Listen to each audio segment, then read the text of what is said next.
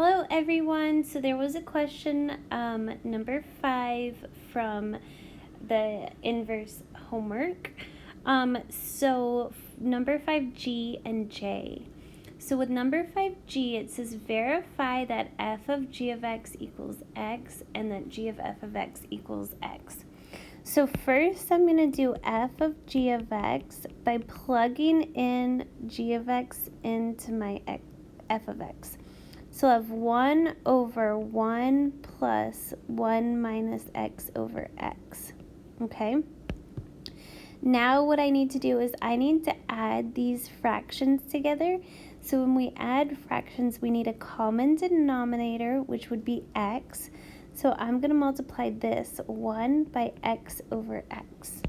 So I'm going to have 1 over x plus 1 minus x over x. So now I can add these fractions by adding the numerator. So I'll have x plus 1 minus x over x in the denominator. And then I'm going to combine like terms so the x's will cancel. So I'll have 1 over x. And now I need to divide fractions. To divide fractions, we keep, change, flip, or multiply by the reciprocal. So I'm going to keep the numerator, change to multiplication, and flip. That's the same thing as multiplying by the reciprocal. So 1 times x over 1 is just x.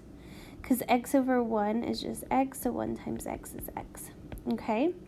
Now we also have to confirm that g of f of x equals x.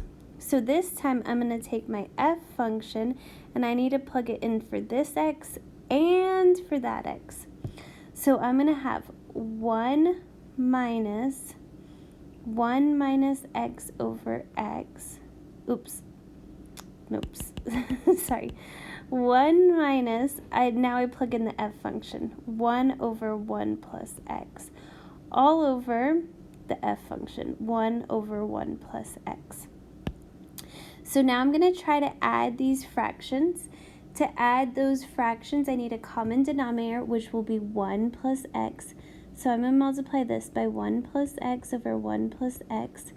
So now I have 1 plus x over 1 plus x minus 1 over 1 plus x all over 1 over 1 plus x. Okay, now I'm going to add these fractions. So to add them, I keep the denominator and I add the numerators. So 1 plus 1 minus 1. Now I'm going to combine like terms in the numerator of the numerator. So the ones will cancel. And now I need to move that up. Now I have x over 1 plus x all over 1 over 1 plus x. So now I'm going to do keep, change, flip. Keep the numerator, change to multiplication, flip. These are going to cancel, so I have x over 1, which is just x. So what that means is, since f of g of x and g of f of x equals x, that means that f and g are functions. Now in part 2, it wants us to sketch the graph. Now this function is called a rational function. And we are going to learn how to graph this in a couple of units. So I'm just going to put a pause and we're not going to graph this function yet. I want you to graph it later on, okay? But I do want you to understand that when you graph this, when you graph a function and its inverse, I want you to know that basically they will reflect over the line y equals x. Okay, so if you had something like this, it would look like this because it would reflect over that line.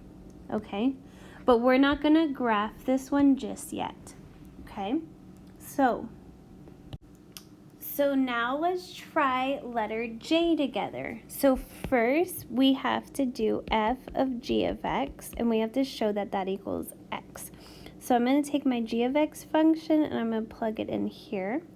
So I'll have 3 square root of 2x cubed minus 6 all over 2. So, oh, and I'm sorry, I forgot a plus 6. Okay, make sure that when you plug this in, make sure that you finish rewriting all of f. I think that's the most common mistake. I just did that mistake. Okay, now we just do algebra to simplify. So minus 6 plus 6 cancels. So we now have the cube root of 2x cubed over 2. 2 divided by 2 is 1. So we have the cube root of x cubed, which is x. Perfect. That's what we wanted. Now let's do g of f of x.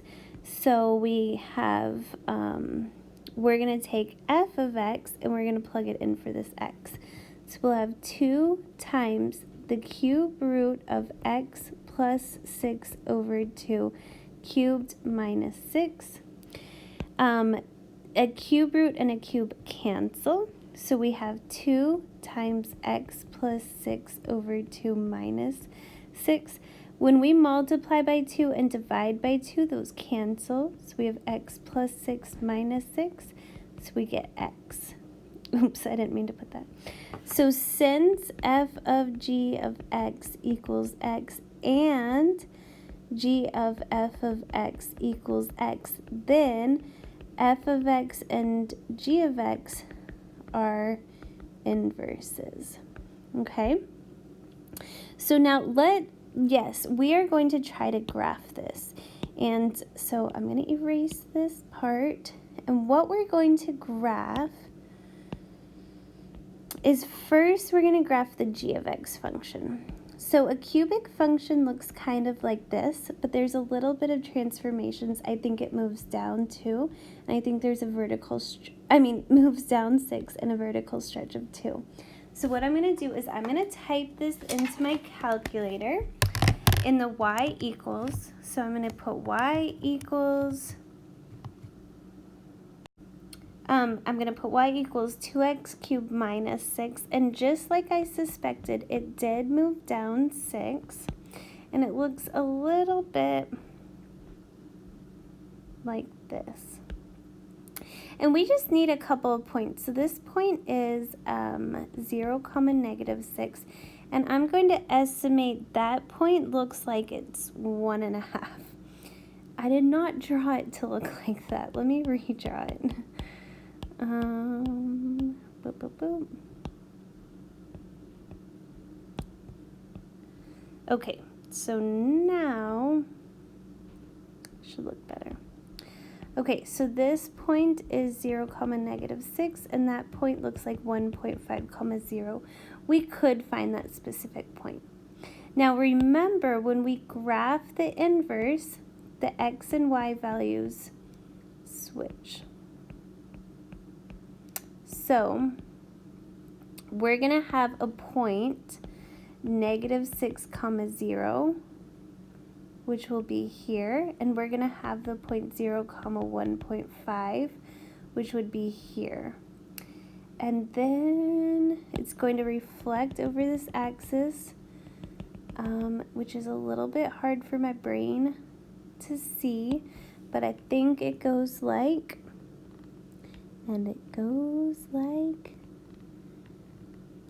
that. Yep. Okay, I hope that helped. Have a wonderful day, everyone. Thanks for watching.